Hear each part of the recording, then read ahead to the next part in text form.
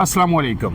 मैं हूं इमरान आज़म और मेरे साथ मौजूद हैं नईम जंजुआ जो है क्राइम रिपोर्टर हैं। और आज जो अफसोसनाक वाक़या हुआ इस्लामाबाद में G11 जो कचहरी के अंदर, उसे पूरा दिन इन्होंने कवर किया।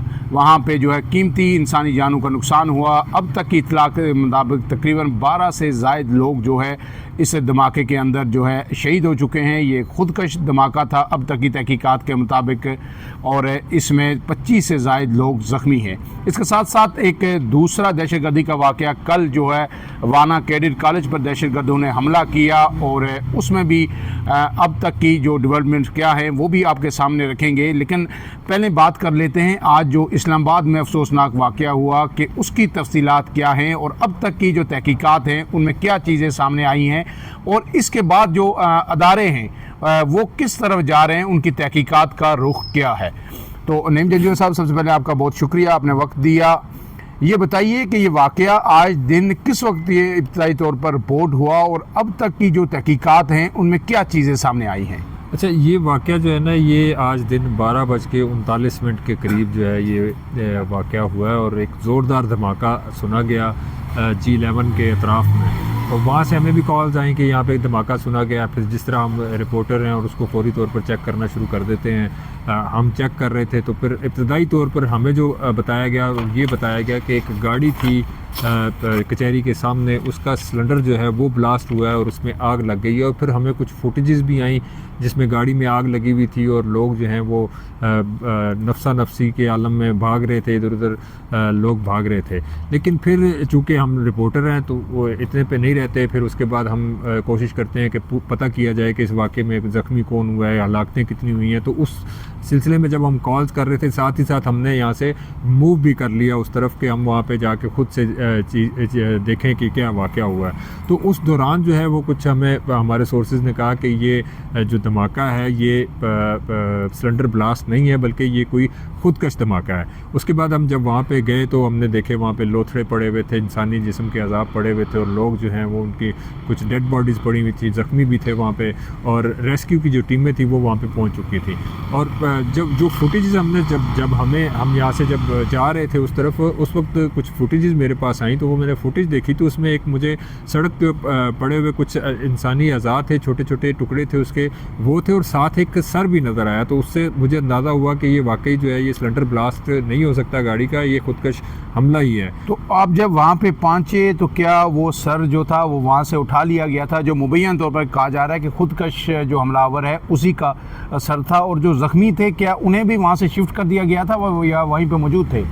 देखें, धमाके की नोयत ऐसी थी कि वो लगता था, मतलब जितने भी तहकीकात करने वाले ऑफिसर्स हैं, पुलिस वाले हैं, उनको अंदाज़ा हो गया था कि ये जो धमाके की आवाज़ है ये सिलेंडर ब्लास्ट की आवाज़ इतनी ज़्यादा नहीं होती।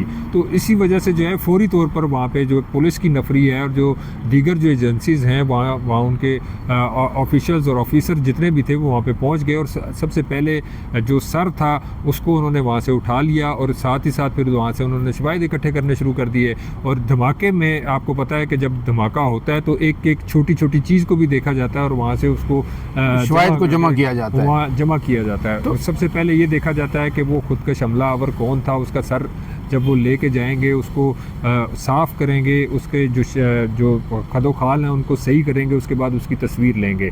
नादरा की गाड़ी भी वहाँ पे आ गई थी, फिर वो DNA भी कुछ जो खुदकश हमलावर है उसके सर से DNA भी लिया जाएगा, फिर उसको भी चेक किया जाएगा कि कौन है। वैसे IG इस्लामाबाद वहाँ पे पहुँचे और जो दीगर अफसरान पहुँचे थे उनका कहना था कि छोटी उम्र का एक लड़का था, और अभी उसकी शक्ल व शुबात के हवाले से तो अभी कुछ नहीं कहा जा सकता क्योंकि वो इस प्रोसेस में है। उसको इब्तदाई तो ये कहा जा रहा है कि 16 से 18 साल के दरमियान का कोई नौजवान था जिसने ये ब्लास्ट किया। क्या जो कोई वो कहाँ से आया, कौन सा रूट उसने इस्तेमाल किया, कौन सी सड़कें हुई इस्तेमाल की, कहाँ पे उसे कहीं चेक किया गया, रोका गया, CCTV फुटेज जो है उसको कलेक्ट किया जा रहा है और उसको रिवाइंड करके देखा जा रहा है। क्या उसमें कोई अभी तक कोई पेशरफ्त आई है, कोई चीज़ सामने आई है अदारों की जानिब से या सिक्योरिटी हुकाम की जानिब से कोई चीज़ शेयर की गई है? अच्छा, CCTV फुटेज के हवाले से जब बात करें ना तो तकरीबन 92 के करीब जो हैं वो फुटेजेस AI के ज़रिए इकट्ठी की गई हैं। मुख्तलिफ मतलब जो लोग शेयर करते रहे हैं वो AI के ज़रिए 92 फुटेजेस इकट्ठी की गई हैं। दूसरा, अगर थोड़ा सा कचहरी के हवाले से बात कर लें ना, तो वो जो कचहरी है वो G11 में है और ये सर्विस रोड बनती है। सर्विस रोड के साथ एक ग्रीन बेल्ट, और ग्रीन बेल्ट के नीचे जो है वो कश्मीर हाईवे है, जहाँ पे बड़ी स्पीड में गाड़ियाँ चलती हैं और उसको रोका भी नहीं गया, उसको नहीं बंद किया गया। लेकिन इस सर्विस रोड को फौरी तौर पर बंद कर दिया गया। जो फुटेजेस से पता लगा और जो इन्वेस्टिगेटर वहाँ पे पहुँचे थे, उन्होंने जब वहाँ पे तहकीक की तो मालूम हुआ कि ये एक गाड़ी जो है वो वहाँ पे खड़ी हुई थी पुलिस की दरवाजे के बिल्कुल 10-12 फुट के फासले पर वो उसके साथ ब्लॉक भी पड़े हुए हैं। उसके साथ वो गाड़ी खड़ी थी और गाड़ी के साथ जो है ना वो सड़क पे गाड़ियाँ चल रही थी। और ये जो लड़का है ये बाइक पे आया और बाइक में जब ये उस पुलिस वैन के पास पहुँचा तो इसने अपने आप को उड़ा लिया। और उसके साथ एक गाड़ी थी जिसकी बैक साइड पे ये मोटरसाइकिल सवार था और उसकी टैंकी के ऊपर आग लगी और उसके बाद उस गाड़ी को मुकम्मल तौर पर आग लग गई। अब उसकी वजह से जितने वहाँ पे लोग थे, अब जो दरवाज़ा है ना ये कचहरी का, उस दरवाजे के सामने बाइकिया के काफ़ी लोग खड़े होते हैं कि वहाँ से जो भी उतरता है वो उनसे वहाँ से लिफ्ट लेता है, वहाँ से बैठता है, वहाँ पे हायर करता है और वहाँ से जाता है। तो ज़्यादातर जो फुटेजेस में हमें नज़र आया वो बाइक वाले लोग जो हैं वो वहाँ पे गिरे हुए थे। इसमें IG इस्लामाबाद ने बताया कि तकरीबन 18 किलो के करीब जो है वो 8 किलो के करीब जो है वो बारूदी मवाद और जो उसके बाल बेरिंग ये चीज़ें इस्तेमाल हुई हैं इसमें, और ये एक बहुत बड़ी मिकदार है, इसीलिए इसकी आवाज़ बहुत ज़्यादा। अब इसमें कुछ चीज़ें और मैं आपके साथ शेयर कर देता हूं कि ये 12:45 के करीब ये धमाका हुआ, लेकिन इसके साथ आज सुबह से ही जो अफगानिस्तान के कुछ सोशल मीडिया हैंडल्स हैं, ट्विटर हैंडल्स हैं, वहाँ पे सुबह से इस तरह की किसी कार्रवाई की इस्लामाबाद के अंदर बाज़गश्त थी। उसमें कुछ एक ट्विटर हैंडल है जिससे यहाँ शेयर किए गए, जो उनके वर्डिंग में बता देता हूँ आपको कि कमिंग सोन इस्लामाबाद। और इसके साथ साथ जो दिगर जो एक्स अकाउंट्स थे वहाँ के, उस पर जो अफगानिस्तान की जो मिलिट्री परेड थी उस दौरान जो धमकी आमेज जो पैगामात थे वो भी दोबारा वो शेयर हो रहे थे, जिसमें कहा गया था कि लाहौर में और इस्लामाबाद के अंदर हम अफगानिस्तान के झंडे लहराएंगे। इसके साथ साथ एक अखबार ट्विटर हैंडल है अमाज न्यूज़, उसने भी 2 नवंबर की जो पोस्ट थी, ट्वीट्स थे, उनको दोबारा शेयर करना शुरू किया। इसी तरह एक और एक्स अकाउंट है तालिबान का खरासान अल अरबी, उसकी तरफ से इस्लामाबाद में ये धमाके की जो फुटेज है और ये चीज़ें हैं ये फौरी तौर पर शेयर की जा रही थी। अब इससे जो है वाज़े तौर पर ये पता चलता है कि इसके पीछे जो ख़वारिज हैं वो मौजूद हैं, और जो इंडिया की जो प्रॉक्सी है अफगान तालिबान और TTP, ये इसके अंदर वाज़े तौर पर मुलविस हैं। वज़ीर दाखिला ने भी विज़िट किया और वज़ीर दाखिला ने भी वहाँ पे कहा कि हमें ये पता है कि कौन ये कर रहा है, और उन्होंने कहा कि अगर अफगानिस्तान ने इन दहशत गर्दों को ना रोका तो उनके ख़िलाफ़ जो है सख्त तरीन कार्रवाई की जाएगी। अब इस हवाले से हमारे ज़राए ये बता रहे हैं कि इस्लामाबाद के अंदर जो है सियासी और अस्करी क़यादत है, उनके दरमियान भी मुशावरत का सिलसिला चल रहा है। और पाकिस्तान ने पहले भी वाज़े किया था जब इस्तांबुल के अंदर मुज़ाकरात नाकाम हुए थे और दोहा के अंदर, कि जब भी अफगानिस्तान के अंदर से पाकिस्तान के ख़िलाफ़ दहशतगर्दी की कोई भी कार्रवाई की गई तो पाकिस्तान विदाउट एनी डिले उसका भरपूर और फौरी तौर पर जो है रिस्पांस देगा। तो अब तो ये की जा रही है कि किसी भी वक्त जो है पाकिस्तान की तरफ से अफगानिस्तान के अंदर इन दहशतगर्दों के जो ठिकाने हैं उन पर कार्रवाई की जा सकती है। इसमें जो है दूसरी जो खबर है उस पर आते हैं नईम जंजुआ साहब के। कल जो है वाना का जो कैडेट कॉलेज है वहाँ पे दहशतगर्दों ने इंटर होने की कोशिश की, 2 फितनाउल खारिज को जो है गेट के बाहर ही हलाक कर दिया गया था, जबकि 3 लोग अंदर दाखिल होने में कामयाब हो गए थे इस अफरा तफरी के दौरान, और फिर उन्हें एक जो एडमिन ब्लॉक था कैडेट कॉलेज का वहाँ पे मसूर कर दिया था। वो अभी तक वहाँ पे थे। आज पूरा दिन जो वहाँ पे तकरीबन 650 के करीब लोग कैडेट कॉलेज के अंदर मौजूद थे, इसमें 550 से ज़ायद जो है स्टूडेंट्स थे, उस्ताद थे, और बाकी जो अमला था उसको अल्हम्दुलिल्लाह जो तमाम लोगों को बाहिफाजत वहाँ से रेस्क्यू कर लिया गया है। और अभी तक की इत्तलात के मुताबिक इसमें किसी भी किस्म का कोई जो स्टूडेंट था वो शहीद नहीं हुआ, कोई जो टीचर था वो शहीद नहीं हुआ, सिक्योरिटी एहलकार कोई इसमें शहीद नहीं हुआ, जबकि 2 दहशतगर्दों को मार दिया गया था कल। और अब जो बाकी 3 अंदर बिल्डिंग के अंदर महसूर है उनके खिलाफ भी इस वक्त जो जब हम आपसे बात कर रहे हैं तो फैसला कौन कार्रवाई वहाँ पर जारी है। तो नईम जंजुआ साहब जो है एक सीज़फायर हुआ था पाकिस्तान और अफगान तालिबान के दरमियान, जब पहला दौर हुआ था दोहा के अंदर मुज़ाकरात का, वो सीज़फायर किसी हद तक कायम था, लेकिन फिर अब अफगानिस्तान की तरफ से पाकिस्तान के ऊपर भारत के साथ मिल के एक प्रॉक्सी वार पूरी तरह मुसल्लत कर दी गई है। अब इसमें आप क्या समझते हैं, क्या अदारों के पास इस्लामाबाद ब्लास्ट के हवाले से भी कोई पहले से इत्तला थी, या पर अब जो रिस्पांस पाकिस्तान का क्या हो सकता है?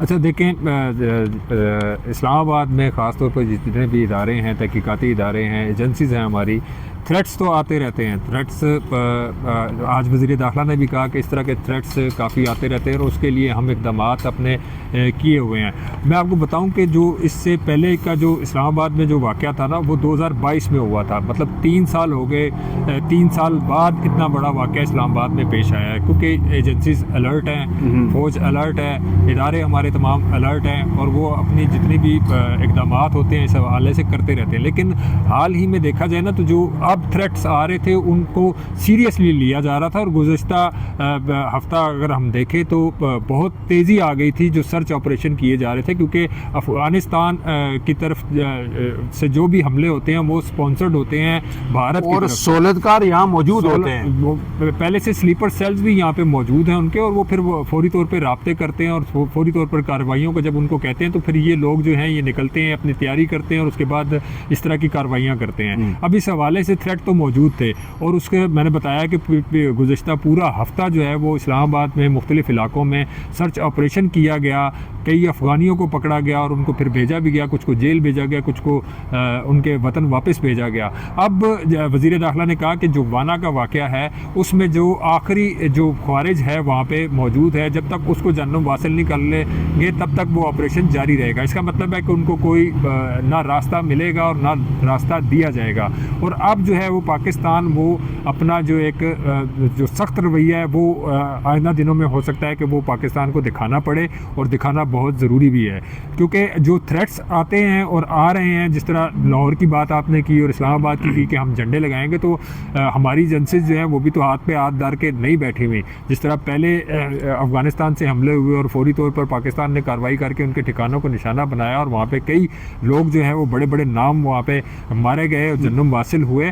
अब भी जो है वो वज़ीर दाखिला ने कहा है कि पाकिस्तान से अगर किसी ने इनकी मदद की है या बाहर से कोई ऐसा शख्स है जो जिसने ये सारा किया है, तो उसको भी नहीं छोड़ेंगे। वो जहाँ पे भी हमें क्लू मिलेगा हम उसके खिलाफ सख्त से सख्त कार्रवाई करेंगे और इसमें किसी को स्पेयर नहीं किया जाएगा। दूसरा वज़ीर दाखिला ने जो है इस्लामाबाद के हवाले से ख़ास तौर पे एक बात की है जो मैंने आपसे थोड़ी देर पहले भी कही थी कि इस्लामाबाद में अब कोई भी गाड़ी जो है वो ई टैग के बगैर 2 हफ्तों के बाद दाखिल नहीं होने दी जाएगी। इसका मतलब है कि जो लोग अपनी गाड़ी को इंटर करेंगे, ई टैग लगाएंगे, वही लोग जो है इस्लामाबाद में जो चाहे वो कोई सी भी जॉब करते हैं, किसी भी महकमे में है, किसी भी एजेंसी में है, किसी भी इदारे में है, उनको अपनी गाड़ी के ऊपर ई टैग लगाना लाजमी होगा। और उसको किसी सूरत जिसके ऊपर ई टैग नहीं लगा होगा, किसी सूरत उसको इस्लामाबाद में दाखिल नहीं होने दिया जाएगा। लेकिन इस्लामाबाद वालों के लिए ये खबर है कि वो जो ई टैग जो लगाए जाएंगे इस्लामाबाद के शहरियों को, उनको पे नहीं करना पड़ेगा जो लोकल शहरी हैं यहाँ पे, तो वो उनको परेशान होने की ज़रूरत नहीं है। वो ई टैग लगवाएं, ज़रूर लगवाएं, क्योंकि ये इस्लामाबाद की सिक्योरिटी के लिए भी ज़रूरी है और आपकी सिक्योरिटी के लिए भी ज़रूरी है कि आप ई टैग अपनी गाड़ी को लगाएं ताकि आप बर वक्त जो है वो अपने ऑफिस में पहुँच सकें। अब आपने बात की कि पाकिस्तान आगे क्या करेगा। उन्होंने वज़ीर दाखिला ने कह दिया, आईजी ने कह दिया कि हम जो है वो अब इस्लामाबाद को सिक्योर करेंगे। सिक्योरिटी हमने हाई अलर्ट कर दी है, इस्लामाबाद में मुख्तलिफ नाकों के ऊपर चेकिंग हो रही है। इसके साथ साथ जो हमारी एजेंसीज़ हैं वो मुतरक हो गई हैं। लड़का कहाँ से आया था, किस तरीके से आया वो कि इस वक्त जब ये धमाका हुआ था किसी दूसरे शहर से, रावलपिंडी से या टेक्सला की साइड से इंटर हुआ था, या यहाँ इस्लामाबाद में उसने अपनी सारी तैयारी की। इस हवाले से तहकीकात इसमें एक चीज़ जो अभी तक सामने जो आ रही है ज़राए से जो हमें पता चला है कि उसके करीब तरीन किसी हैंडलर का कोई शवाहिद अभी तक ठोस शवाहिद नहीं मिले। तो उसके साथ कोई गाड़ी थी जो उसको यहाँ तक लेके आई, मोटरसाइकिल के पीछे गाड़ी थी, या कहीं से उसको फिर मोटरसाइकिल पे रैकी करते हुए उसको यहाँ पे स्पॉट तक लाया गया। ऐसी कोई शवाहिद मेरे ख्याल में अभी तक सामने नहीं आया। ऐसा शक जाहिर किया जा रहा है पुलिस की तरफ से कि शायद एक गाड़ी के ऊपर शुबा जाहिर किया जा रहा है कि शायद एक गाड़ी जो है वो इसके आगे पीछे मौजूद थी और हो सकता है कि वो लोगों, लेकिन ये शक है, इसमें कोई कंफर्म नहीं है, इसमें कोई इतला नहीं है, उस पर शक किया जा रहा है, लेकिन उसको ज़ाहिर है चेक तो किया जाएगा। अब ये जो लड़का दाखिल हुआ है, किस तरीके से दाखिल हुआ है, CCTV फुटेज मैंने आपको बताया 92 के करीब जो है उन्होंने देख ली है। और इसमें एक चीज़ जो हम मिस कर रहे हैं वो मैं आपको बताऊं कि ये जो लड़का यहाँ पे आया, इसका जो टारगेट था कचहरी के अंदर था। अब कचहरी में यार ये जो टाइम था 12 बजे का रश आवर्स हैं, यहाँ पे बहुत ज़्यादा रश होता है। इस्लामाबाद के जितने भी थाने हैं वहाँ के तफ्तीशी यहाँ पे आते हैं, बड़ी तादाद में आते हैं, क्योंकि उन्होंने अपने केसेस अपने अदालतों में उन्होंने पेश होना होता है, अपने मुल्ज़मान को पेश करना होता है। इसके साथ साथ जो दीगर साइलिन है मुख्तलिफ अदालतों के जो यहाँ पे केसेस चलते हैं, वो साइलिन भी यहाँ पे आते हैं और एक बहुत बड़ी तादाद होती है और वो कचहरी के अंदर बहुत ज़्यादा होती है। तो उसका टारगेट जो था वो कचहरी के अंदर का था और उसने कोशिश की कि मैं गेट से किसी तरह अंदर जाऊँ, और तकरीबन वो 10 मिनट जो है वो इस एरिया में घूमता रहा, कोशिश करता रहा कि किसी तरह कचहरी के अंदर चला जाऊँ, लेकिन उसको वो मौका नहीं मिला। फिर उसके बाद वो गया और उसने अपना बाइक लिया और बाइक लेने के बाद वो दोबारा इस तरफ आया और उसने कचहरी के गेट के सामने ही अपना यानी नाकाम हुआ, तो उसने खुद को ही ब्लास्ट कर दिया। अब इसमें जो अब तक की फिगर्स हैं उसके मुताबिक एक दफ़ा फिर आपको बता दें कि 25 के करीब लोग ज़ख्मी हैं,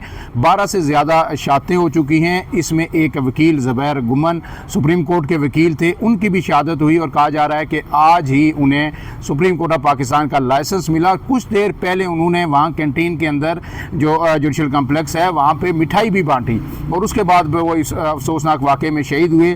2 वकला इसमें कहा जा रहा है कि ज़ख्मी हैं, जबकि 4 पुलिस एहलकार, 1 ASI और 3 कांस्टेबलान हैं जो इसमें शदीद ज़ख्मी हैं और इस वक्त वो पिम्स हॉस्पिटल के अंदर ज़ेर इलाज हैं। जो इस हवाले से अपडेट आएंगी, नईम जंजुआ से फर्दर अपडेट लेके आपको अपडेट भी करते रहेंगे। फ़िलहाल के लिए इतना ही। मुझे और नईम जंजुआ को दीजिए इजाज़त। अल्लाह हाफ़िज़।